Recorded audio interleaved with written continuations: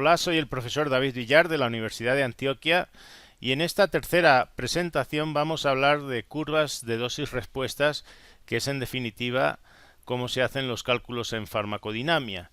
Anteriormente habíamos hablado de las curvas de dosis-respuestas cuánticas, en lo que básicamente se estudiaba la distribución de las respuestas en una población con respecto a una dosis. Y decíamos que se había fijado de antemano en dos categorías si ocurría la respuesta o no ocurría. Bueno, pues en el caso de las curvas de dosis-respuestas graduadas, aquí lo que se va a medir es la intensidad o magnitud de la respuesta a medida que va incrementándose la dosis. Si vemos una representación de una curva de dosis-respuesta, en donde la respuesta sería, por ejemplo, analgesia, quitar el dolor, y la dosis pues podría ser un antiinflamatorio o analgésico, una morfina, por ejemplo. Vemos que a medida que aumentamos la dosis se va obteniendo el efecto de analgesia y llega un momento en que por mucho que aumentemos ya no se consigue mayor efecto. Para ver con más claritud qué es lo que ocurre entre el tramo de 0 y 200, que es donde se está produciendo la subida, lo que se puede hacer es hacer una transformación de la escala en logaritmos, que es lo que se ha hecho aquí. Observen que en la figura anterior casi toda la respuesta ocurría entre la dosis de 1 y 200 y por eso al emplear una escala logarítmica se transforma esa curva y lo que antes era una parábola pues ahora se nos transforma en una sigmoide, pero nos permite ver mejor el cambio que ocurre a esa concentración entre 0 y 200. Por potencia entendemos a la cantidad de fármaco necesario para producir un efecto a una magnitud concreta. Por ejemplo, la concentración efectiva 50 o dosis efectiva 50. Por eficacia máxima entendremos que es la respuesta máxima que se puede conseguir por un agonista. Si comparamos tres fármacos, el fentanilo, que es un analgésico opiáceo muy potente, con el opiáceo de referencia, que es la morfina, y con un antiinflamatorio no esteroideo, el acetaminofeno, vemos en esa curva que el fentanilo consigue la eficacia máxima, es decir, te anula completamente el dolor, y lo hace a dosis más bajas que la morfina. Por tanto, podemos decir que el fentanilo es muy eficaz porque consigue anular completamente el dolor y muy potente. Por el B, que sería la morfina, también es muy eficaz porque elimina todo el dolor, pero no es tan potente como el fentanilo. Se dice que es moderadamente potente. Y como vemos, el acetaminofeno no consigue eliminar todo el dolor. Entonces no es tan eficaz y harían falta dosis todavía mucho mayores que las aplicadas para morfina y fentanilo, por lo que decimos que es menos potente. Aquí tenemos una representación de cómo se podrían presentar las curvas de dosis-respuesta graduadas. Entonces, como ven, Emax es la eficacia máxima, ED sería la dosis eficaz que consigue la mitad del efecto máximo. Aquí podríamos poner un ejemplo en que tenemos tres fármacos, el A, el B, el C y el D, y decimos pues que el A y el D, el C y el B no alcanzan la eficacia máxima, y con respecto a la potencia, pues el menos potente sería el D, y el A pues sería el más potente porque es el que menos dosis requiere.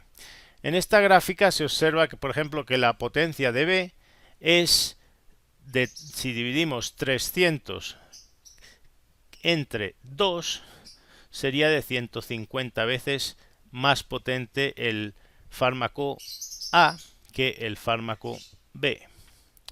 Sin embargo, a la hora de escoger el fármaco, el criterio va a ser eficacia más que potencia.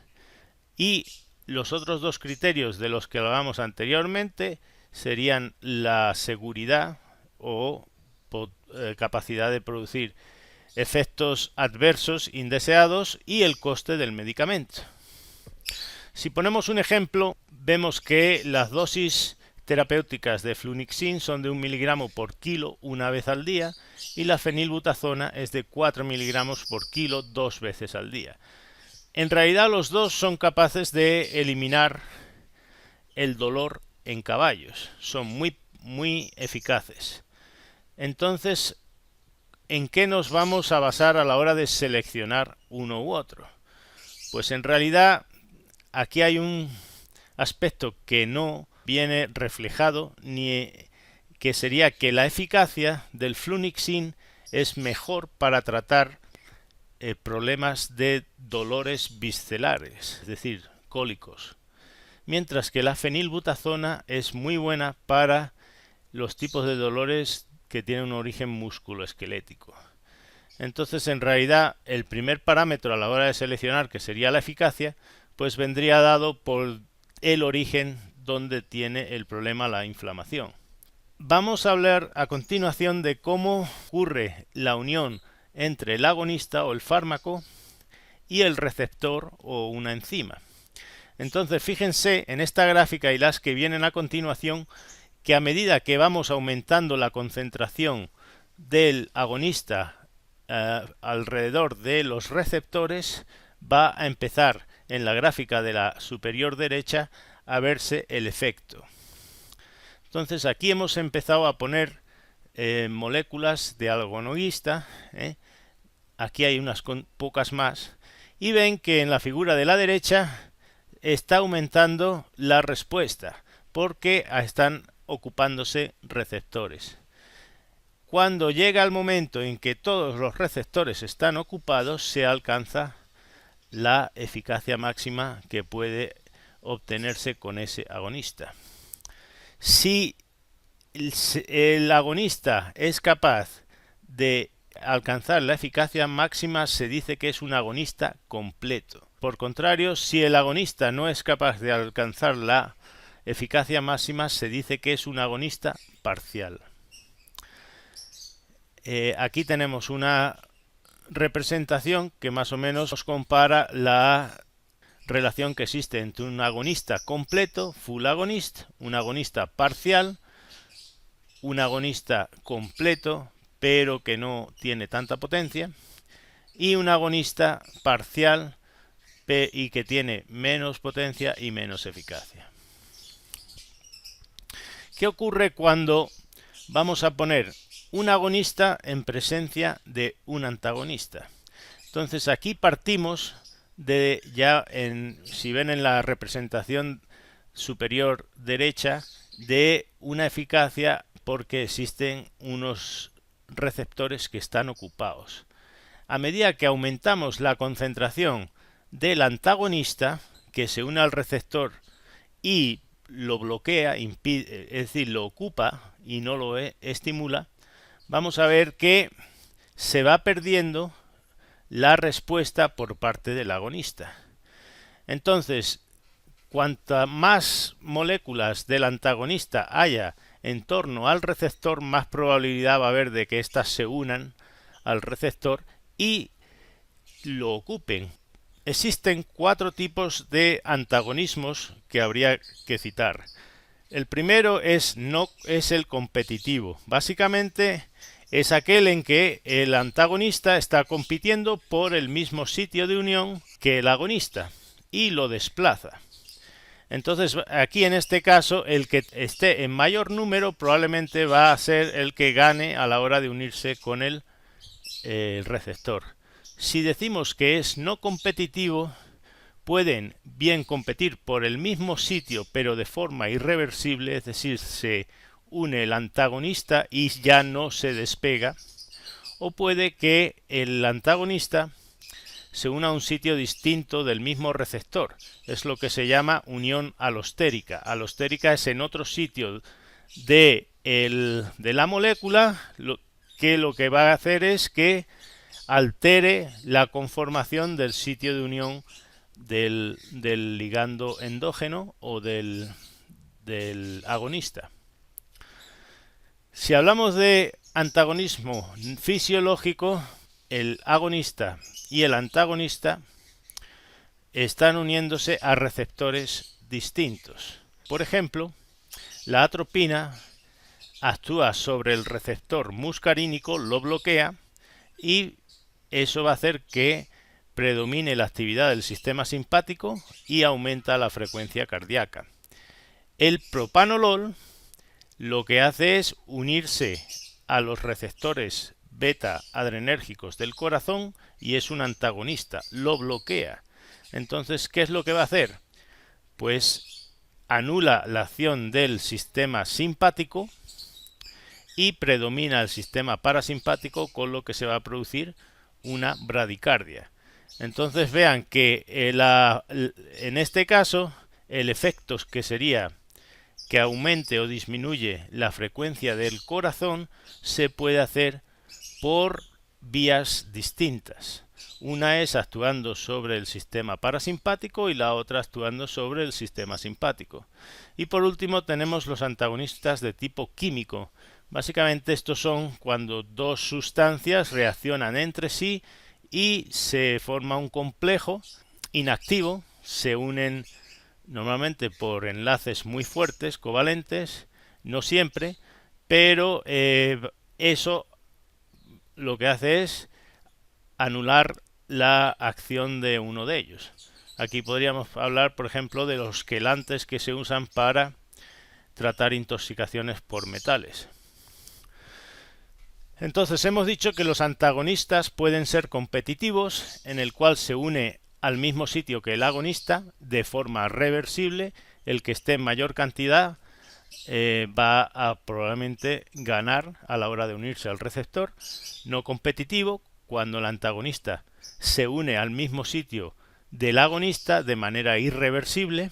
Alostérico, cuando el antagonista y el agonista se unen en sitios distintos del mismo receptor. Y fisiológico, cuando dos fármacos tienen efectos opuestos pero por mecanismos distintos. Aquí tenemos un ejemplo de antagonismo alostérico. Vean que el antagonista sería el triangulito rojo, que se ha unido a un sitio distinto de donde normalmente lo hace el agonista, y al unirse ha hecho que la cuadrícula o el rectángulo donde debía encajar el agonista se haga más pequeño y por tanto pues ahora no se va a poder unir el agonista. En esta gráfica tenemos los efectos de los antagonistas cuando los ponemos en presencia de un agonista. Como ven, cuando el antagonista no es competitivo y lo ponemos en presencia del fármaco, que sería la línea roja, aunque aumentemos la concentración del fármaco o de la línea roja, la actividad biológica va a estar disminuida. ¿Por qué? Porque el antagonista no competitivo pues ya ha bloqueado una serie de receptores y no se puede desplazar por un aumento de la concentración del agonista. En la línea morada, si aumentamos la concentración del agonista en presencia de un antagonista que sí es competitivo, va a tener ventaja a la hora de unirse al receptor y por tanto pues se va a recuperar la actividad máxima que se pueda alcanzar por ese fármaco. Si ponemos un ejemplo clínico de todo esto, podríamos decir que dos agonistas parciales hacen dos cosas opuestas. Saralasina es un agonista parcial de la angiotensina y se puede usar en pacientes hipotensos porque la presión sanguínea que estos pacientes tienen es tan bajita que le damos un agonista que por poquito que suba la presión sanguínea pues es bueno. Si la presión sanguínea es muy alta, porque hay mucha angiotensina circulando, la saralasina, que es un agonista parcial, se va a unir, pero el efecto que va a tener va a ser menor que el de la angiotensina. Entonces lo que va a ocurrir es que va a disminuir la presión sanguínea porque va a haber menos angiotensina que se pueda unir a los receptores porque algunos están ocupados por la salarasina.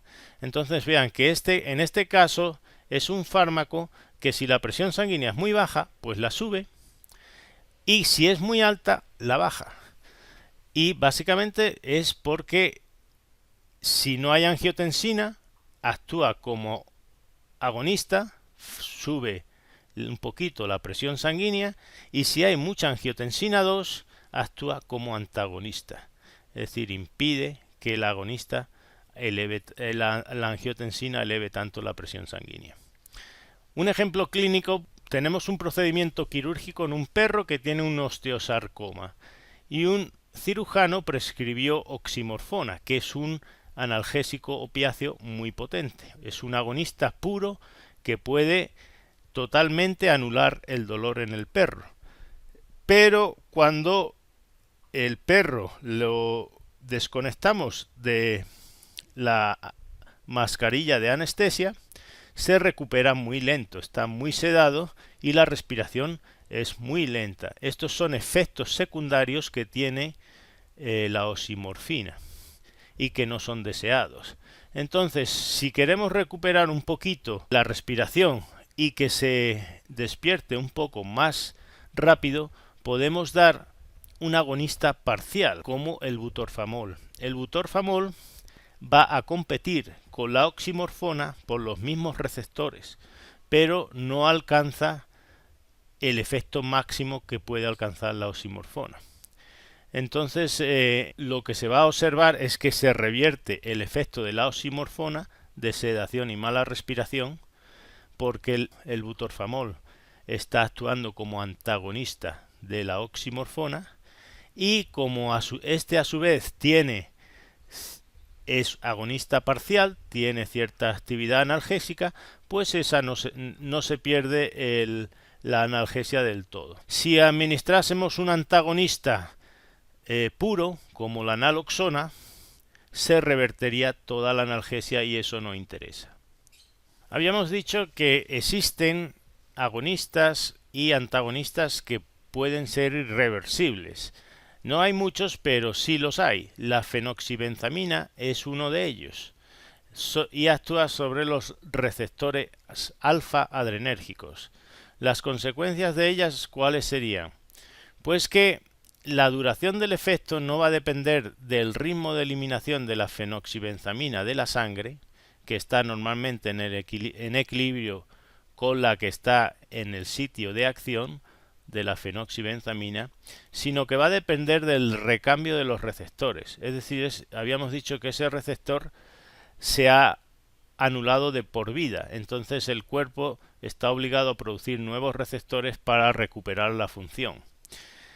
Si tenemos la fenoxibenzamina ocupando esos receptores y hubiese una liberación brusca de adrenalina, imagínense que hay un tumor de la glándula adrenal que de pronto puede liberar mucha adrenalina. La adrenalina se uniría al receptor, a los receptores alfa, y produciría un aumento muy brusco de la presión sanguínea, produciría una vasoconstricción.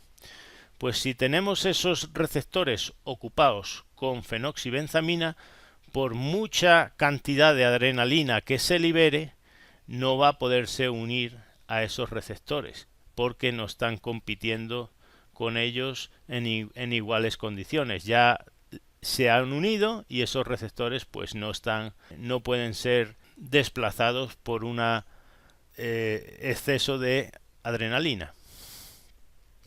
Por último, vamos a hablar de cómo se hacen los modelos de farmacocinética y farmacodinamia en animales, es decir, cómo se calcula cuál va a ser la dosis de un antiinflamatorio y durante cuánto tiempo va a haber que administrarlo a ese animal. Muchos estudios, este es uno de ellos, y básicamente aquí lo que hicieron es instauraron un modelo reversible de inflamación en la pata de los gatos, es decir, les pincharon caolina en la almohadilla plantar y eso va a crear una inflamación durante 5 días. Entonces ellos pueden medir parámetros de cojera, temperatura en la pata, temperatura corporal, pérdida de la locomoción, cómo está el volumen de la pata, y les administran durante esos 5 días. El modelo es muy reproducible, es decir, ellos saben si no se le da nada, la inflamación va a seguir su curso y a los 5 días va a desaparecer. Entonces al segundo día de producir la inflamación, pues pueden administrar un antiinflamatorio y ver cómo se recuperan todos esos parámetros, es decir, cómo se mejora la cojera, si la temperatura disminuye, si el volumen de la pata o el hinchazón disminuye, y eso pues les permite valorar la actividad antiinflamatoria, analgésica, antitérmica de los fármacos, en este caso antiinflamatorios no esteroideos. Y si sacan sangre al animal, pues pueden ver cuáles serían las concentraciones en sangre que se relacionan con la actividad farmacodinámica de ese fármaco. Entonces aquí, por ejemplo, tenemos 4 gráficas. En la primera de la izquierda superior están valorando una escala de cojera de 0 a 5. Vean que en el segundo día se administró el meloxicam y se recuperó mucho la función de cojera. Si el animal no apoyaba la pata, pues prácticamente ahora la apoyaba y podía andar con ella. La temperatura corporal, vean que estaba en 40.5 y disminuyó a 38.5 al cabo de pocas horas de administrar el meloxicam y se mantuvo casi normal durante un día a esa dosis que administraron. Con respecto a la locomoción, probablemente vieron el tiempo que tarda el gato en pasar por un pasillo, en subir y bajar unas escaleras. Como ven, al segundo día administraron el meloxicam y también se mejoró dicha función. Con respecto a la escala de dolor, probablemente estuvieron dándole rayos infrarrojos a la pata y midieron el tiempo que tarda el animal en retirar la pata. Si tarda más tiempo, pues es que le duele menos la pata. Entonces, de esta manera es como se valora el efecto que tienen distintas dosis de antiinflamatorios en el transcurso del tiempo y se hacen modelos de farmacocinética y farmacodinamia para calcular